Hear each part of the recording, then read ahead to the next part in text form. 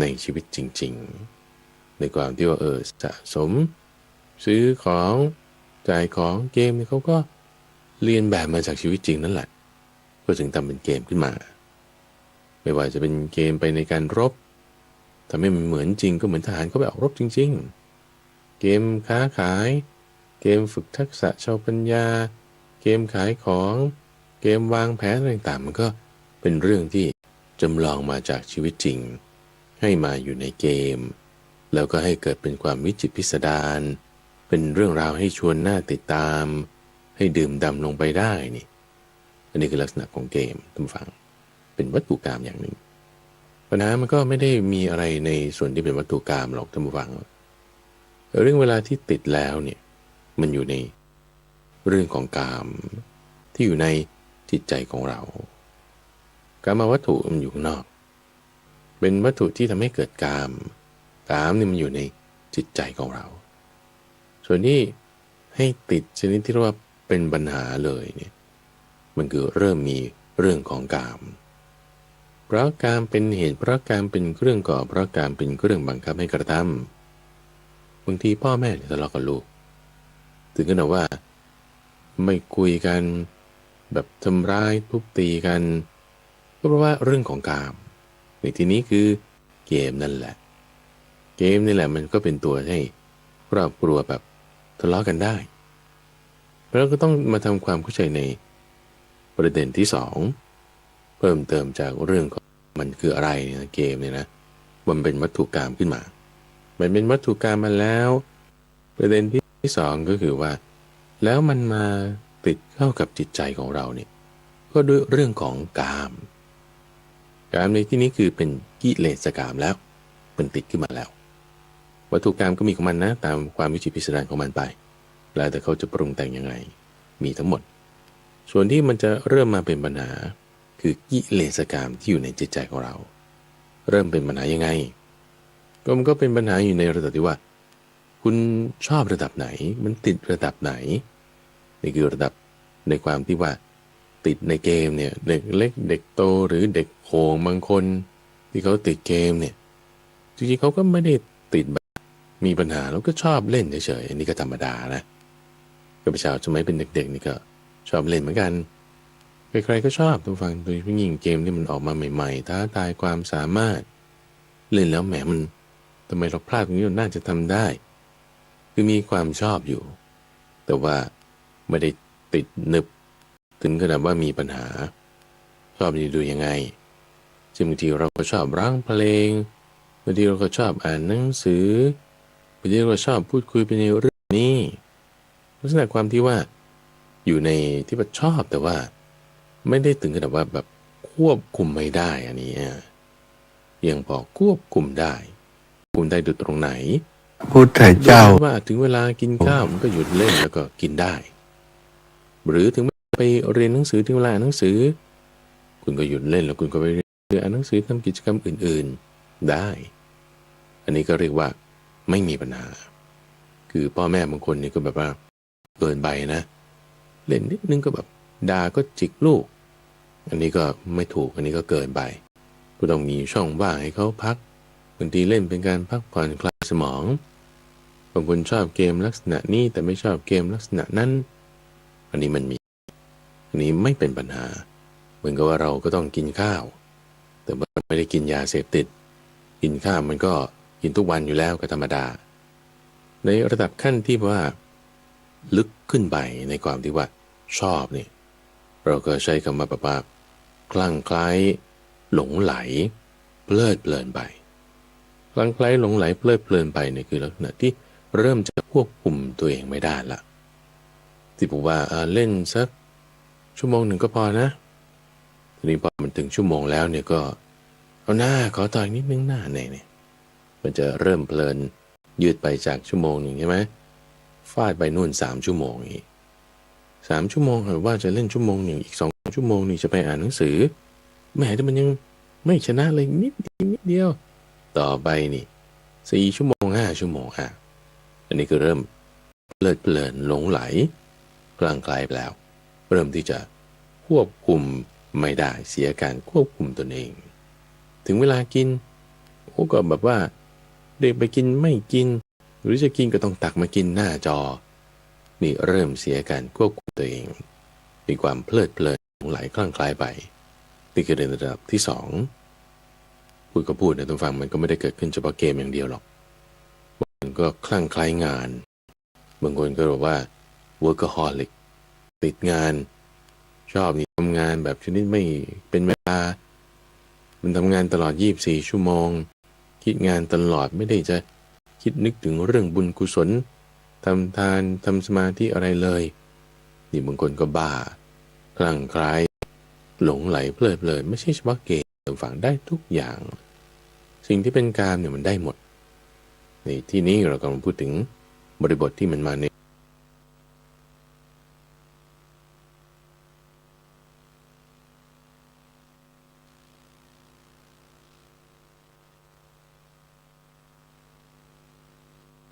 รูปลักษณะของเกมกดคอมพิวเตอร์เดี๋ยวนี้ก็ไม่ใช่กดธรรมดายังขยับด้วยในเกมคอมพิวเตอร์หรือจะมาในรูปแบบหลงไหลจนเริ่มเสียการควบคุมพฤติกรรมเริ่มเปลี่ยนแปลงไปนี่เราจะเห็นได้ตรงนี้แหละคือมันจะเริ่มติดแล้วตัวนี้เราต้องการป้องกันนะแต่มันเริ่มไปในทางนี้เนี่ยทำต่อไปสัก6 เดือนปีหนึ่งเนี่ย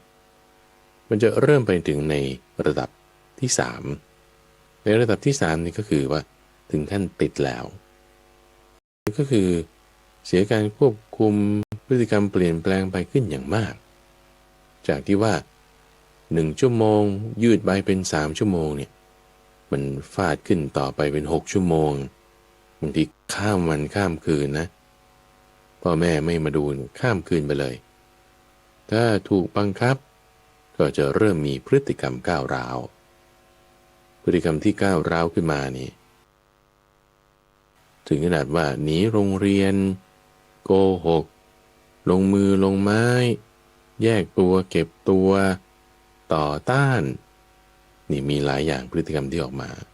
นั่นคือแสดงถึงว่าเริ่มมีอกุศลธรรมอย่างอื่นๆที่ออกมาในรูปแบบที่จะเป็นการเบียดเบียนทั้งตัวเองและเบียดเบียนทั้งผู้อื่นด้วยลักษณะของกามเนี่ยมันเป็นอย่างนี้ทุกฝั่งมันก็เริ่มจากว่ามีความพอใจเขาเรียกว่าสุภสัญญา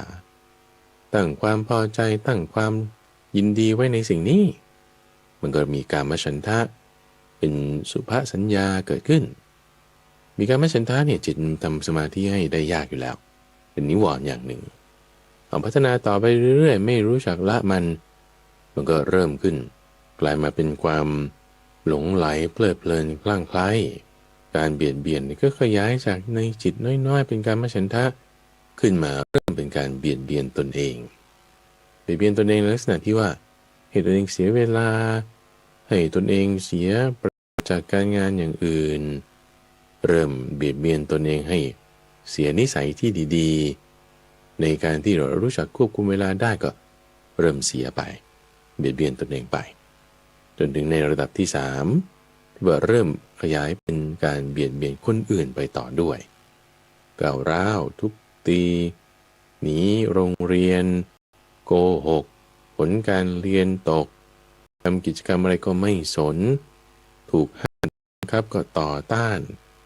หนีทำร้ายนี่ขยายผลออกมากามในทุกฝั่งเป็นอย่างนี้เพราะการเป็นเหตุเพราะการเป็นเครื่องก่อเพราะการเป็นเครื่องบังคับให้กระทำเป็นว่าไว้ในมหาตัณหาวิภังคสูตรนี่แจงไว้จากเล็กๆตัวเองจิตใจก็ไม่สงบขึ้นมาจนถึงระดับที่ว่าเริ่มมีปัญหาในครอบครัวพ่อแม่พี่น้อง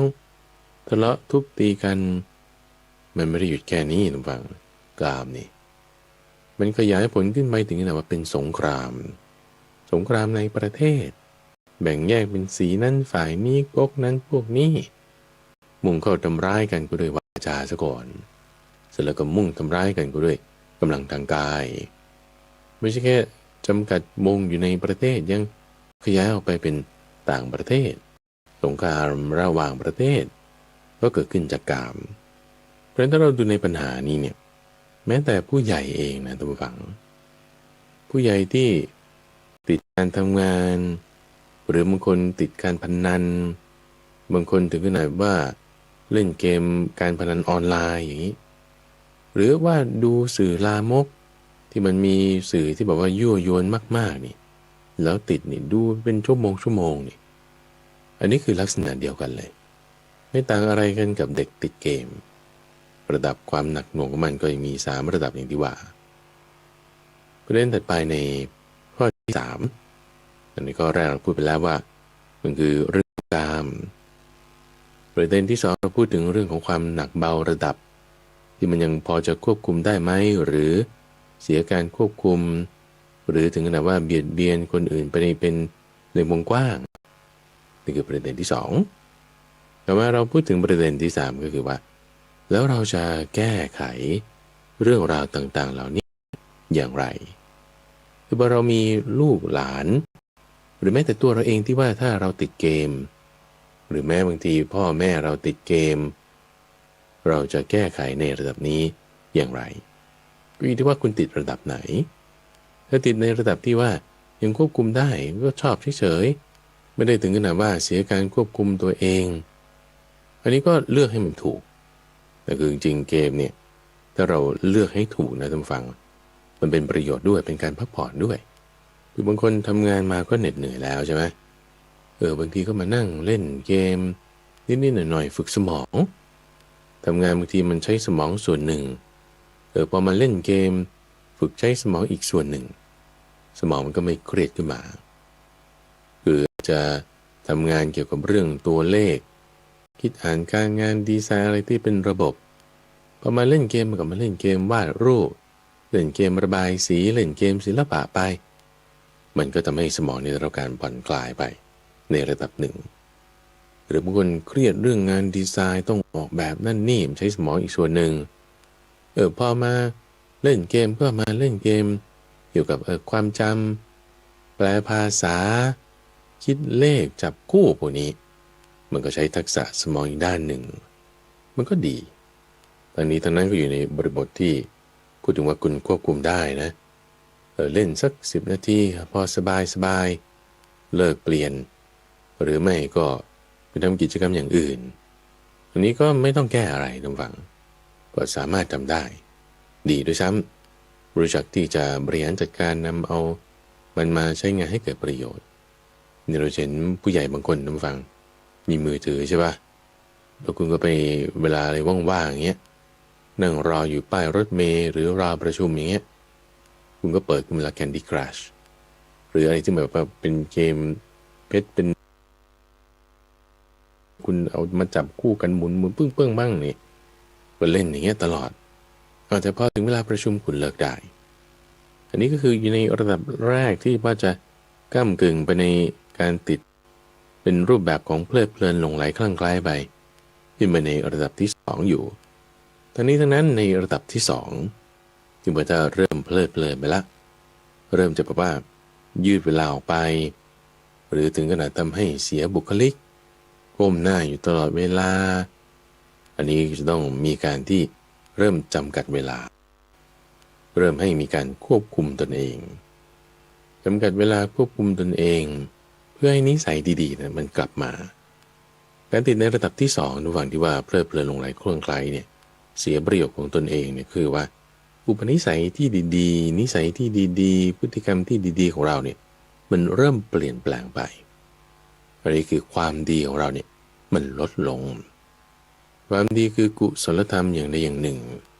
เช่นการตื่นเช้ากันรู้จักที่จะใช้เวลาเป็นในการอ่านหนังสือเป็นในการทำสิ่งที่เป็นประโยชน์คุณกลับมาเล่นเกมคุณกลับมาดู Facebook คุณกลับมาเพ่งอยู่กับ YouTube สุขภาพนี่ก็เริ่มที่จะเสื่อมถอยลงโดยเฉพาะยิ่งเรื่องสายตาต้องมีการกำจัดเวลาต้องเริ่มที่จะมีการบังคับกันตรงนี้มันยังพอบังคับกันได้บังคับกันในลักษณะที่ว่าล็อกเลยหรือว่าก็ให้คนอื่นเขาเก็บโทรศัพท์ไปเลยเก็บไปแล้วเนี่ยก็ยังไม่ได้ว่าจะแบบทำไมมาเอาของฉันไปอะไรอย่างนี้นั่นคือจะเริ่มควบคุมตัวเองไม่ได้เริ่มจะมีการเบียดเบียนนั่นจะเป็นขั้นที่3ใช่ไหมแต่อยู่ในขั้นนี้เนี่ยถ้าเราสังเกตเห็นนะ เราต้องให้หยุดทันทีต้องแบบว่าห้ามเลยอันนี้เป็นหน้าที่ทางฝั่งของมารดาบิดาเป็นหน้าที่ของผู้ที่จะมีการอุปการะกันที่ว่าห้ามเสียจากบาปที่ว่าให้ตั้งอยู่ในความดีเพราะว่าถ้าเลยจากจุดนี้ไปเนี่ยมันห้ามกันได้ยากแล้วพอห้ามกันได้ยากถึงเวลาตอนนั้นถึงจะค่อยมาหาข้อมูลว่าฉันจะแก้ปัญหายังไงคุณช้าไปแล้วต่อยมันต้องเริ่มสังเกตพฤติกรรมกันเห็นกันก็ต้องตั้งแต่ตอนนี้ละในขั้นที่สองนี่แหละที่เริ่มพอมีความเพลิดเพลินหลงไหลคลั่งไคล้ไปสติคุณเริ่มอ่อนกำลังที่ว่าสติอ่อนกำลังเพราะว่าผัสสะที่น่ายินดีท่านเปรียบไว้เหมือนกับสัตว์6 ชนิดมีงูนี่เปรียบเหมือนกายมันจะเลื้อยลงจอมปลวกคือโผฏฐัพพะมีจระเข้เนี่ยเปรียบเหมือนลิ้นที่เวลามันได้รสอะไรมันใส่ทันทีไม่ต้องชิมกินหมดที่มันจะไปรับรู้รสเหมือนกับนกนี่คือตาที่มันจะมองเห็นได้จากที่ไกลมันก็จะไปเห็นรูปเปรียบไว้เหมือนกับสุนัขจิ้งจอกที่มันจมูกมันดีมันได้กลิ่นซากศพในป่าช้ามันก็วิ่งไปจมูกก็ไปหากลิ่นเปรียบไว้เหมือนกับสุนัขบ้านนี่หูมันดีมันเป็นหูได้ยินเจ้าของเรียกอยู่ในหมู่บ้านมันรีบวิ่งกลับไปเลยตาหูจมูกลิ้นและกายนี่อันนี้คือเป็นช่องให้มันเชื่อมกันระหว่างกิเลสกามและวัตถุกามได้เนี่ยถ้าเราเอาสัตว์6 ชนิดนี้มาผูกไว้กับเชือกเส้นหนึ่งแล้วก็เอาปลายเชือกเส้นหนึ่งมาไปผูกไว้กับเสาใช่ไหมผูกไว้กับเสามันก็ไปไม่ได้พยายามดึงเพราะมันยังมีกำลังอยู่งูจะเข้าจอมปลวกจระเข้จะลงน้ำนกจะบินขึ้นฟ้าไปถ้ามันมีกำลังมากแล้วเสาเนี่ยมันมีกำลังน้อยเชือกมันก็จะหลุดเชือกขาดเสาล้มได้เสาล้มเชือกขาดงูมันก็ลงจอมปลวกสุนัขจิ้งจอกก็เข้าป่าช้าส่วนเนื้อบ้านก็เข้าบ้านไปแล้วนั่นคือไปแล้วหลุดแล้วนี่คือเริ่มที่จะมีพฤติกรรมที่แบบเปลี่ยนแปลงไปละเริ่มละมันหลุดแล้วมันเผลอแล้วเริ่มที่จะควบคุมตัวเองไม่ได้อดใจแบบไม่ค่อยได้นี่ก็เรียกว่าเผลอสติก็เป็นยังไงกุศลธรรมเราก็ลดไงอกุศลธรรมพฤติกรรมอะไรนิสัยอะไรที่มันไม่ดีมันก็เริ่มมีมากขึ้นคุณต้องรีบสังเกตตรงนี้ก่อนเลยนะถ้าสังเกตเห็นปุ๊บต้องรีบแก้ไขเลยนะทำยังไงก็ปรับสติให้มันมีมากขึ้นเลยทำยังไงใช้ความเพียรสิความเพียรทำยังไงไม่ต้องฝืนไงฝืนอะไรฝืนในอะไรที่มันจะไม่ดีฝืนในสิ่งที่เป็นบาปยังเกิดขึ้นห้ามเสียจากบาปฝืนทำอะไรในสิ่งที่มันจะดีให้ตั้งอยู่ในความดีก็ว่าห้ามเสียจากบาปให้ตั้งอยู่ในความดีเนี่ยเป็นหัวข้อของรายละเอียดอะไรบางทีเราทำข้อตกลงกันที่ว่าถ้าได้สอบดีเช่นเอาจะให้เล่นอันนี้เท่านี้ชั่วโมงนี่คือทำข้อตกลงที่เป็นการควบคุมนี่ที่เป็นการอยู่ในร่องรอยอันนี้คือสติแล้วการควบคุมนี่คือสติท่านผู้ฟังที่ว่ามีการควบคุมเอาใจจดจ่อในจุดใดจุดหนึ่งที่ว่ามันจะเป็นประโยชน์ได้อันนี้นี่คือดีก็เอาสติมาใส่เพิ่มด้วยรูปแบบของสัญญาใจที่ว่ามีเงื่อนไขกำหนดเวลาให้ได้มีแรงจูงใจในลักษณะใดลักษณะหนึ่งหรือว่าทำข้อตกลงกับอาจจะถ้าสามีติดเกมเริ่มที่จะมีพฤติกรรมเปลี่ยนแปลงไปภรรยาก็ต้องคอยดูหรือว่าให้เพื่อนคอยคุมหรือว่าเดี๋ยวนี้ทุกฝ่ายมันก็มีระบบซอฟต์แวร์โปรแกรมอะไรที่มันจะสามารถล็อกตั้งเวลาเปิดปิดอะไรอย่างนี้ได้โทรศัพท์มือถือเดี๋ยวนี้ก็มีระบบที่เรียกว่า parenting control คือควบคุมว่าโปรแกรมนี้เปิดได้ช่วงเวลานี้อย่างเงี้ยก็จะช่วยได้ในการที่จะลดความเพลิดเพลินลุ่มหลงคลั่งไคล้ไปเพิ่มสิ่งที่เป็นการควบคุมเป็นการบังคับควบคุมในที่นี้คือความเพียรคุณต้องฝืนทำตั้งจิตไว้ มีความเพียรแล้วมันก็จะเกิดสติขึ้นที่มันอ่อนไปเพลินไปหลงไปเพราะสติมันอ่อนกำลังมันเป็นของคู่กันเข้ากันไม่ค่อยได้อยู่แล้วทุกฝังเรื่องของกามกับเรื่องของสมาธินี่ไอ้ที่มันจะมาดันมาดึงกันเนี่ยมันคือฟาดตรงสตินี่แหละก่อนถ้าสติเราอ่อนกำลังกามก็มีพลังสมาธิจิตของเราก็อ่อนกำลังถ้าสติของเรามีกำลังไอ้กามเนี่ยก็อ่อนกำลังสมาธิจิตของเราก็มีกำลังคือท่านบอกไว้ว่าถ้าคนที่มีสติแล้วจะทำสัมมาสมาธิให้เกิดขึ้นได้นี่มันเป็นฐานะที่มีได้เป็นได้แต่ถ้าไม่มีสมาธิก็อ่อนกำลังลงที่ว่าไม่มีสติไปนี่เพราะอะไรเพราะว่านิวรณ์เพราะกามพวกนี้แหละมันทำให้เราร่อยหรอลงก็จะเริ่มเป็นพฤติกรรมออกมาที่ยืดเวลาออกไปมันเล่นทุกขณะเลยเนี่ยแค่มีเวลารถติด 2-3 นาทียังเอาเกมมาเล่นวับCandy Crush เนี่ยมันเล่นดีจริงๆมันติดจริงๆไม่ว่าแต่เด็กผู้ใหญ่แก่จนผมงอกนี่แหละตัวเล่นดีนะเอาถ้าเป็นอย่างนี้นะถ้าเราเห็นพฤติกรรมแบบนี้ต้องมีการบังคับควบคุมละพอที่จะบังคับได้เอาก่อนเลยอย่าไปรอจนกระทั่งว่าเริ่มมีที่ก้าวร้าวมากขึ้นถ้าเพื่อนเราเป็นอย่างนี้นะคือเดี๋ยวนี้มันเป็นได้ทุกคนละไม่ใช่เฉพาะเด็กแล้วนะผู้ใหญ่ด้วยไม่ใช่เฉพาะญาติโยมบางทีพระนี่แล้วมีโทรศัพท์มือถือก็เล่นเกมด้วยเล่นเกมแบบนี้แหละนิดๆหน่อยๆเล่นไปสติอ่อนกำลังถ้าไม่ฝึกภาวนาเต็มที่เนี่ยหยุดไม่ได้เลิกไม่ได้ก็เพี้ยนได้พลาดไปได้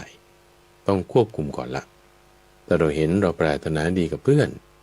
อันนี้เราต้องบอกต้องแก้ต้องให้ตั้งอยู่ใน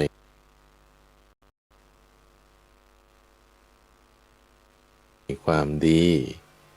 คือให้เพิ่มเรื่องสติให้มีการควบคุมให้มีการกำหนดเวลาที่แน่นอน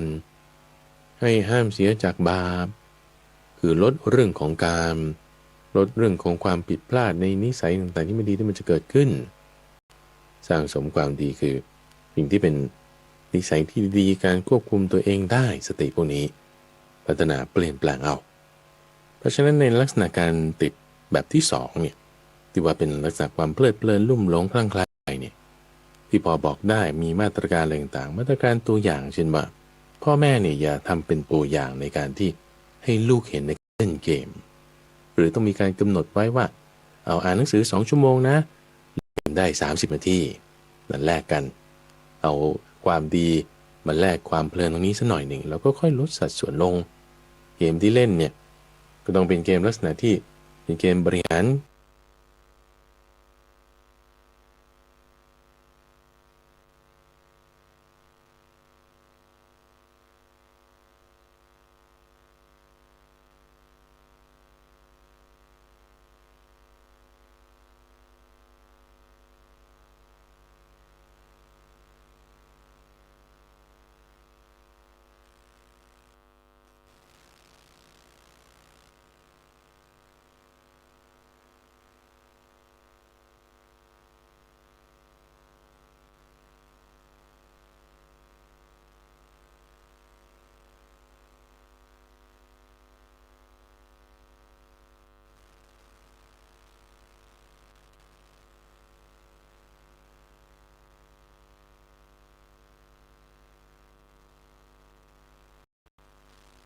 ลดความเสี่ยงการก้าวร้าวต้องไม่เป็นเกมมีปัญหาพฤติกรรมเปลี่ยนแปลงไปมากถึงขนาดที่เรียกว่าบอกไม่ฟังคือบอกไม่ฟังมันมาตั้งแต่ข้อที่2แล้วเริ่มแล้วนี่พอมากขึ้นทำร้ายคนอื่นพอมากขึ้นหนีเรียนปัญหาอื่นตามมานี่นะก็ต้องแก้ปัญหาอื่นๆนั้นด้วยนะท่านฟังเพราะว่าหลักการเนี่ยคือมันมาจากเรื่องของการเรื่องของสติอยู่แล้วเผลอสติกามก็งอกเงยพอกามงอกเงยมากขึ้นการเบียดเบียนปัญหาต่างๆมันคืบคลานไปเป็นวงกว้างก็ต้องไปตามแก้ปัญหานั้นและนั้นเริ่มถ้าเป็นความรุนแรงเกี่ยวกับการใช้สารเสพติด ก็ต้องไปตามแก้เรื่องพฤติกรรมความรุนแรงการใช้สารเสพติดอย่างเรื่องการเรียนตามแก้ต่อไปและต่อไปตามแต่ปัญหาที่ root cause เงื่อนไขแรกมันมาจากเรื่องการติดเกมเนี่ยก็ต้องไปตามแก้สิ่งต่างๆเหล่านั้นด้วยนะท่านฟังต้องไปด้วยหลักการเดิมเดียวกันยังไงเราก็ต้องให้ตั้งอยู่ในความดียังไงก็ต้องห้ามเสียจากบาปทีนี้พอปัญหามันคืบคลานมากขึ้นไปแล้วเนี่ยคิดว่าจะเป็นการแก้ปัญหาด้วยวิธีการอย่างอื่นที่ไม่ถูกต้องด่าว่ารุนแรงมากขึ้นตอนแรกนี่เลยขั้นที่2มาแล้วตัวเองก็ไม่รู้สึกตัวไม่เห็นว่าจะเป็นอันตรายไม่ได้ทำการแก้ไขพอมาถึงขั้นที่3เนี่ยบอกไม่ฟังแล้วขั้นหนึ่งโน่นเขายังพัฒนาตัวเองใช้เป็นความดีได้ขั้นที่2นี่พฤติกรรมก็เริ่มเปลี่ยนแปลงไปแต่ไม่แคร์ไม่สนว่ามันจะดีได้เองพอมาถึงขั้นที่3นี่เขาบอกไม่แล้วทำไงถึงจะให้บอกฟังก็ด่าเอาก็ตีเอาทำร้ายเอาเราคิดว่าจะทำความดีให้เกิดดันใช้เครื่องมือของมารดันใช้เครื่องมือของความไม่ดีจะทำความดีให้เกิดขึ้นเราใช้ความไม่ดีมาทำความดีมันมีที่ไหนไม่มีท่านฟังในโลกนี้ไม่มีแต่ในโลกของมารมรโลกนี่โลกของมารก็จะมีแต่การเบียดเบียนเราคิดว่าพอเขาเริ่มเบียดเบียนคนอื่นเราก็เลยเบียดเบียนเขาก่อนเพื่อที่จะให้เขาดีขึ้นไม่มีทางท่านฟังไม่มีทางให้ข้าพเจ้าพูดอีกครั้งหนึ่งหลักการคือให้เขาตั้งอยู่ในความดีหลักการคือห้ามเขาเสียจากบาปแต่พอเราจะให้เขาตั้งอยู่ในความดีด้วยการทำบาปซะก่อนถ้าเราจะให้เขาหยุดจากบาปด้วยการทำสิ่งที่ไม่ดีให้เขาเห็นด้วยเนี่ยไม่มีทางได้เลยไม่มีทางทีนี้ทำไงก็ใช้วิธีที่2นั่นแหละแต่ต้องด้วยความพยายามที่มากขึ้นต้นด้วยการดูแลใจใส่ที่ดีขึ้นต้นด้วยความแยบคายต้องด้วยการใช้เวลาที่เหมาะสมต้องรู้จักช่องต้องหาช่องให้ได้คือถ้าในกรณีที่1ที่ว่าการติดชนิดที่ว่ามันไม่ได้ติดแค่ชอบเฉยๆอันนี้ก็ไม่เป็นปัญหาอย่างที่ว่าเนาะพอมาเป็นระดับที่2เริ่มมีความเพลิดเพลินคลั่งไคล้หลงไหลไปเนี่ยช่องมันกว้างอยู่เราเห็นได้ชัดว่าห้ามจุดนี้ไม่ให้ทำจุดนั้นได้เวลานี้มีมาตรการเงื่อนไขอะไรกัน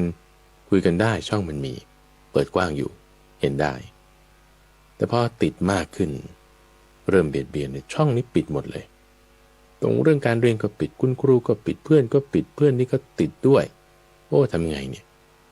คือถ้าบางทีในการติดแบบที่2เนี่ยคลั่งไคล้หลงไหลเพลิดเพลินไปบางทีเราก็ใช้เพื่อนเอาเพื่อนเนี่ยเป็นช่องในการที่จะแก้ได้ช่องทางแก้นี่ที่เรากำลังหาช่องทางแก้ช่องนี้เล็กลงเล็กลงเล็กลงตีบลงตีบลงตามอะไรตามความมืดของกามที่มันห่อหุ้มปกปิดเอาไว้ช่องนี้คืออะไรช่องนี้คือจุดที่คุณจะตั้งสติได้จุดที่คุณจะตั้งสติได้เนี่ยมันมีมากหรือมีน้อยถ้ามันได้มาตลอดไม่มีปัญหาถ้ามันเริ่มเล็กลงคุณธรรมคุณลดลงคุณจะต้องเพิ่มช่องตรงนี้ให้ได้ต้องพัฒนาช่องจากอย่าให้มันเล็กแต่มันใหญ่ขึ้นทีนี้ถ้าช่องมันเล็กลงเล็กลงตีบลงตีบลงเนี่ยมันต้องมีสักช่องหนึ่งนะวันนี้เราต้องหาหลักเกณฑ์คือเหมือนเดิมให้ตั้งอยู่ในความดีห้ามเสียจากบาปด้วยการให้ทำความดีมีครั้งหนึ่งทำฝังในพรรษาปีก่อนๆนี่ไปกับหลวงพ่อดร.สะอาด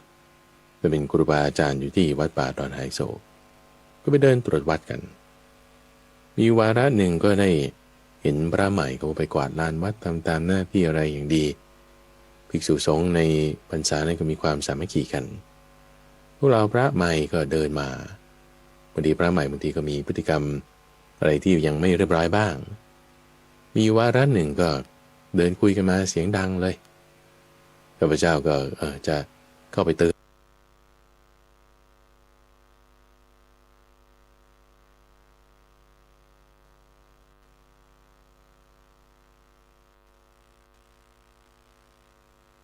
นโดยความที่ว่าให้ตั้งอยู่ในความสงบให้ตั้งอยู่ในความดี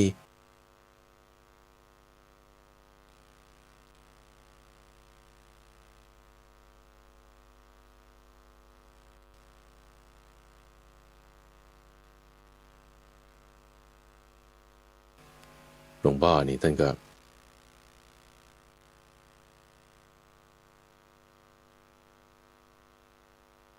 รู้แล้วจะไป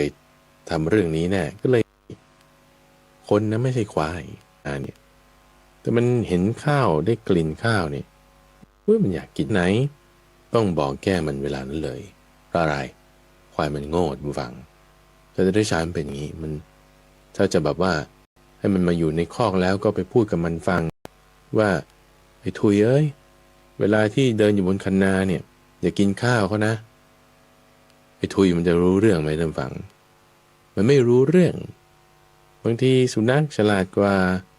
วัวควายเราทำวิจัยมาเราคุยกับสุนัขบางทียังไม่รู้เรื่องเลยหรือหมูท่านฟังหมูนี่ฉลาดกว่าสุนัขอีกเราคุยกับมันว่าเวลานี้อยากกินให้เวลานี้ให้กินให้มันสุภาพหน่อยมันไม่รู้เรื่องท่านฟังไม่รู้นี่เป็นธรรมดาของพวกนั้นแต่มนุษย์นี่ไม่ได้เป็นแบบนั้นจะบอกว่าเวลาไหนที่เขาทำไม่ดีแล้วเราจี้ใส่บอกปุ๊บแล้วเริ่มมีพฤติกรรมความก้าวร้าวเนี่ยเวลานั้นคุณก็อย่าบอกเพราะว่าถ้าบอกแล้วมันจะให้เกิดอกุศลธรรมต้องหาช่องที่มีความเหมาะสมที่จะบอกพูดคุยได้การบอกพูดคุยนั้นตามฟังจะไม่ได้ด้วยว่าสั่งจี้ดาพูดเน็บแนมกันแนกกันแหนสาบแช่งว่า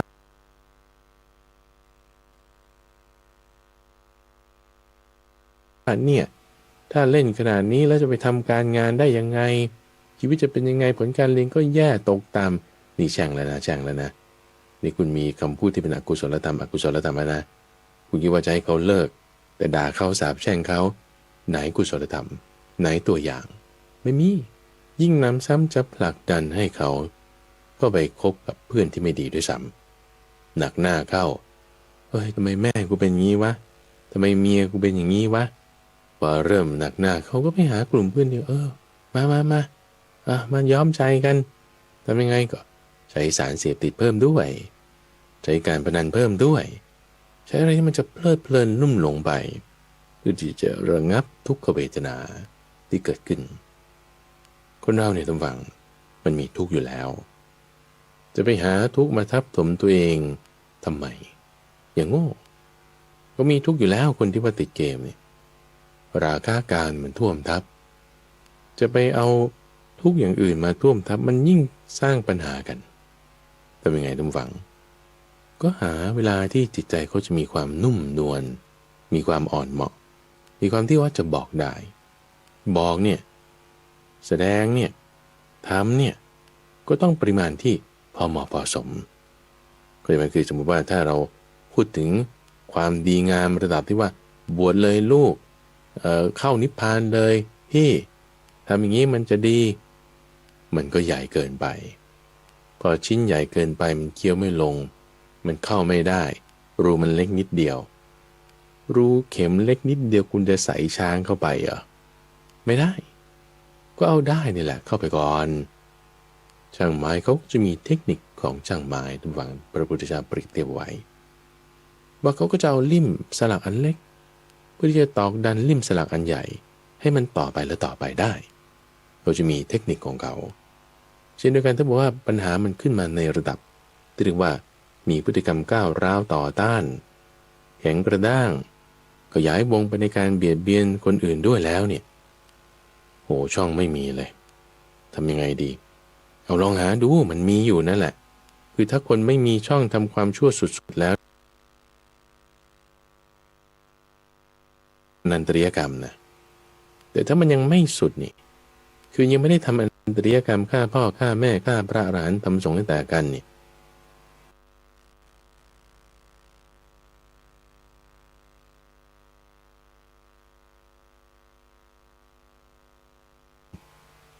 หาช่องให้เจอด้วยอะไรหาช่องทำฟังมันไม่ได้ว่าจะด้วย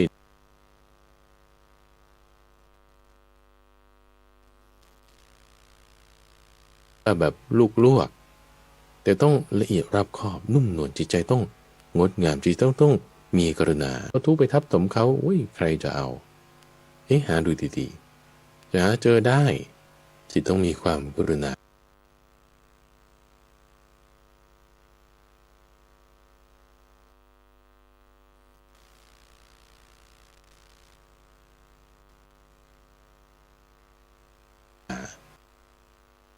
คือปรารถนาให้เขาพ้นจากความทุกข์ต้องมีเมตตาบอกจุดนี้เขาไม่ฟังก็เริ่มต่อต้านถ้าไม่ใช่เวลาเขาทำความผิดเวลากินข้าวจะมีไหมถ้าเวลากินข้าวก็ไปเล่นเกมก็เราสร้างแบบอาจจะเป็นอีเวนต์พิเศษจัดงานอันนี้วันเกิดพ่อหรือวันเกิดแม่หรือวันเกิดย่าเอาไปกันบางทีตอนกินข้าวอาจจะพูดได้ตอนกินข้าวพูดไม่ได้ตอนเดินทางได้ไหมตอนเดินทางแบบนี้มันไม่ได้ผมก็เล่นเกมในรถงั้นก็ลองฝึกขับรถดูมันจะพูด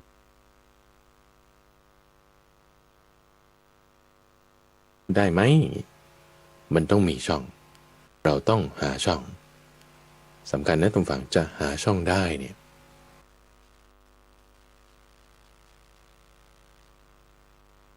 ไม่ใช่ว่าความกังวลจะทำให้คุณหาได้บุญกุศลที่เกิดขึ้นจากที่คนที่ตกอยู่ในปัญหาเนี่ยต้องใคร่ครวญคิดพิจารณาว่าช่องนี้จะเอาช่องไหน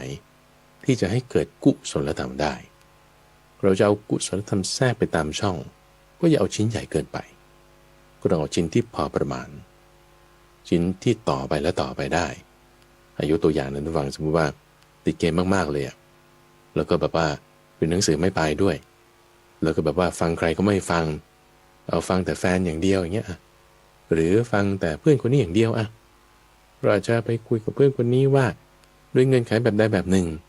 เพื่อนบางทีเขาก็ไม่ฟังแม่เพื่อนด้วยซ้ำบางทีก็อาจจะฟังในรูปแบบใดรูปแบบหนึ่ง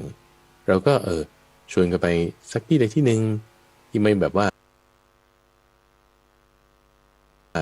obvious เกินไปเป็นการเกี่ยวกับเรื่องเล่นเกมหรือว่าเป็นกิจกรรมอย่างอื่นเสร็จแล้วก็ระหว่างเดินทางก็สร้างช่องขึ้นมาให้ที่จะมีเมตตาบอกผู้นี่แม่ก็รักลูกนะเนี่ยให้เขาเห็นให้เขารับรู้ถึงว่ากระแสความรักความเมตตาไม่ต้องถึงขนาดว่าคุณต้องสอบได้ที่หนึ่งนะหรืออะไรที่แบบว่าจะเป็นความฝันความหวังที่มันยิ่งเกินไปเนี่ยเราก็เอาที่มันแบบจะพอได้แทรกเข้าไปจุดนี้แล้วก็แทรกเข้าไปจุดนั้นคือมันตกมาถึงการที่ติดในขั้นที่3ได้เนี่ยท่านฟังก็เพราะว่าเราเผลอมาก่อนเหมือนกันแหละเราคิดว่าทุกอย่างมันจะดีขึ้นเองได้สมัยนี้มันไม่เป็นท่านฟังสมัยนี้เนี่ยสื่อต่างๆกระแสแห่งตัณหากระแสของราคะโทสะโมหะเนี่ยมันแผ่ซ่านไปอย่างมากเราคิดว่าคนมันก็จะดีได้ขึ้นมาเองไม่มีคนคิดว่ามันจะแบบสำนึกกรุณาคุณเห็นมีความกตัญญูกตเวทีเป็นงั้นท่านไม่บอกไว้หรอกว่าเป็นคุณธรรมที่หาได้ยากในโลกความกตัญญูนี่ความเห็นคุณคนอื่นเนี่ยความที่มันจะมีความอุปการะความที่จะตั้งอยู่ในความดีเนี่ยพระพุทธเจ้าจึงบอกวันนี้เป็นหน้าที่ของมารดาบิดาที่เป็นแบบว่าเงื่อนไขที่จะให้ไม่เกิดภัยรักษากันมาแบบนี้คือถ้าเราคิดว่าเรามีลูกแล้วก็ก็ให้มันกินมันอยู่แล้วก็ฉันก็หมดหน้าที่ของฉันแล้วส่งมันเรียนแล้ว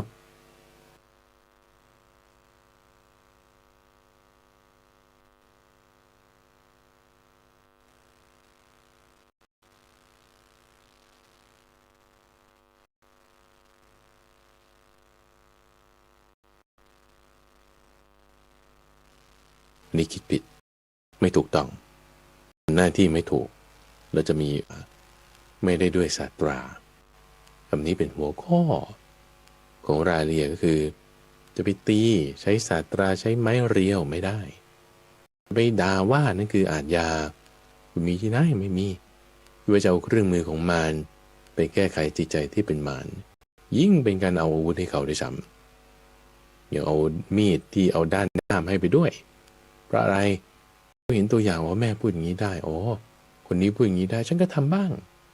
ฉันก็ทำชั่วบ้างโดยที่ไม่ต้องรู้สึกละอายบ่าวเขาก็ทำที่คุณนั้นก็ทำนี่ฉันก็ทำบ้างมันก็เป็นอย่างนี้นี่หนีออกจากบ้านบ้างใช้สารเสพติดบ้างด่าว่าบ้างความกลุ้มใจนี่ก็ยิ่งขยายผลออกไปถึงแต่บางทีก็หนีปัญหาไปดื้อ คนที่สร้างปัญหาไม่รู้จักแก้ไขหนีปัญหาไปดื้อๆเช่นพ่อแม่ไม่รู้จักสอนลูกให้ดีเป็นต้นเนี่ยนะพอถึงลูกมีปัญหามากๆทำไงพ่อคนนี้ไปบวชพระแม่คนนี้ไปบวชชี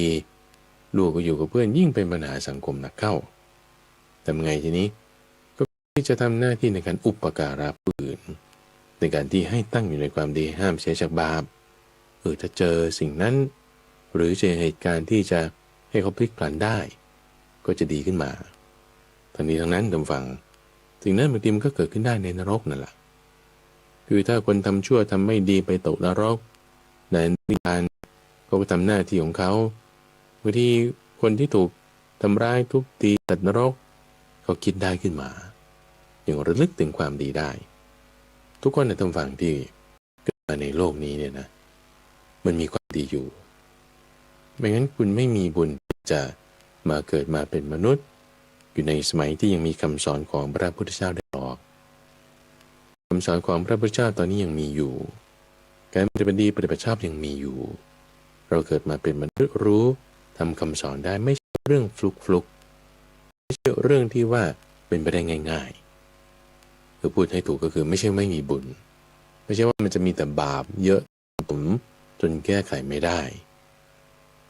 ได้ท่านฟังถ้าเรายังไม่ได้ทำอนันตริยกรรม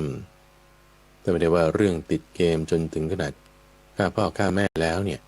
แก้ไขได้วิธีการบำบัดเนี่ยต้องตามหลักการนี้โดยการที่ว่าให้สร้างสมเพิ่มพูนสติขึ้นให้ใช้ความดีแทรกซึมเข้าไปช่องรูจุดที่มันจะเปิดเอาได้เนี่ยเมื่อจะเล็กแต่ให้หาให้ดีแทรกเข้าไปพอความดีในจิตใจของเขามีมากขึ้นรูเนี่ยมันก็เปิดกว้างขึ้นพอรูเปิดกว้างขึ้นเราเอากุศลธรรมที่ใหญ่ๆดีๆแทรกเข้าไปต่ออีกทำผลความดีให้ยิ่งเพิ่มพูนขึ้นไปอีกเวลามันดีขึ้นเนี่ยท่านฟังมันก็ดีขึ้นแบบเป็น exponential ได้ดีขึ้นแบบว่าดีวันดีคืนเลยในทางความไม่ดีมันทำมาอย่างไงเนี่ยนะในทางความดีมันก็เป็นอย่างนั้นเหมือนกันความไม่ดีบางคนก็ตกต่ำชนิดแบบว่ามุ่งพุ่งลงเหวเป็น exponential ต่ำไปเลยแต่ความดีก็เหมือนกันถ้าเรารู้จักรักษาทำให้ถูกตามระเบียบระบบของธรรมะเนี่ยมันก็ค่อยๆพัฒนาขึ้นดีขึ้นความดีก็เสริมสร้างความดีเราจะหาช่องได้ท่านฟังด้วยสติจะหาช่องเห็นความดีได้ท่านฟังก็ด้วยความดีนี่คือเรื่องราวที่ฝากไว้ในเอพิโซดที่เกี่ยวข้องกับสมการชีวิตในหัวข้อเรื่องของการที่ติดเกมซึ่งไม่ใช่เฉพาะเด็กและผู้ใหญ่มันก็ติดด้วยเราพูดถึงระดับขั้นของการติดความเพลิดเพลินไปในอยู่3ระดับพูดถึงวิธีทางแก้ในแต่ละระดับว่าควรจะยกหัวข้อควรจะทำความเข้าใจในเรื่องราวต่างๆอย่างไรในช่วงของสมการชีวิตนี้ก็จะมาพบกับท่านผู้ฟังอยู่เป็นประจำในทุกวันจันทร์โดยมีข้าพเจ้าพระมหาไพบูลย์อภิปุณโญเป็นผู้ดำเนินรายการก็จะมาพบกับท่านผู้ฟังในช่วงของการปฏิบัติอีกครั้งหนึ่งในวันพรุ่งนี้จุฬาภรณ์